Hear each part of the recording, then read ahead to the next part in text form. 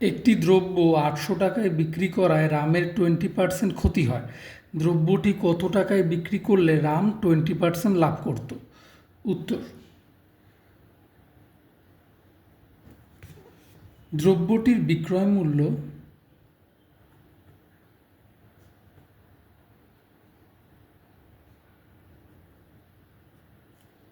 = 800 টাকা।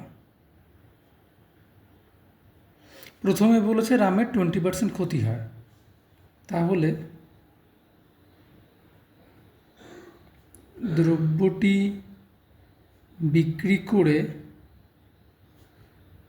20% ক্ষতি হয়,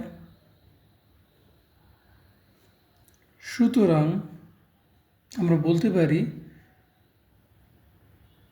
দ্রব্যটির ক্রয় মূল্য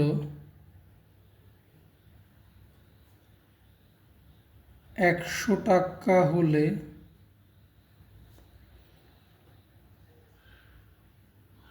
বিক্রয় মূল্য 100 - 20 = 80 টাকা। ঠিক আছে, এবার আমার কাছে এখানে বিক্রয় মূল্য দেওয়া আছে, ক্রয় মূল্য বের করতে হবে। তাহলে এটাকে আমরা ঘুরিয়ে লিখতে পারি। তাহলে ঘুরিয়ে লিখলে হবে হচ্ছে দ্রব্যটির বিক্রয় মূল্য 80 টাকা হলে ক্রয় মূল্য 100 টাকা। দ্রব্যটির বিক্রয় মূল্য 1 টাকা হলে ক্রয় মূল্য 100/80 টাকা।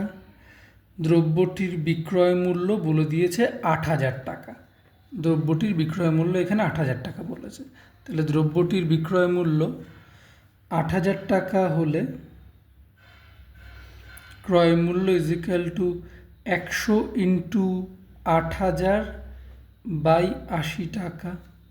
তাহলে এখানে ক্যালকুলেশনের 0 0 কেটে গেল, 8 দিয়ে 100, মানে 100 × 100,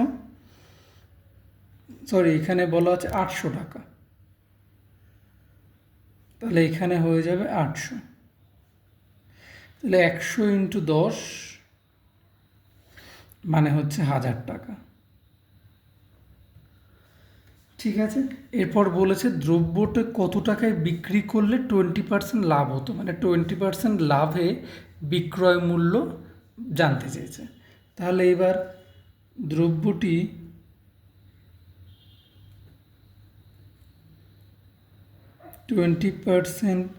লাভে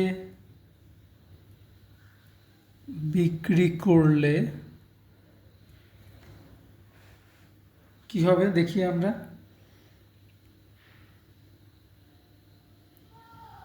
দ্রব্যটির ক্রয় মূল্য 100 টাকা হলে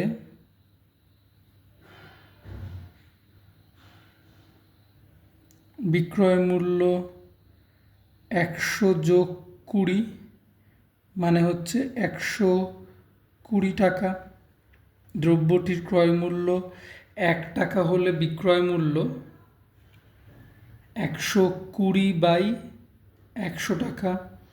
দ্রব্যটির ক্রয় মূল্য আমরা বেরিয়েছি এখানে 1000 টাকা।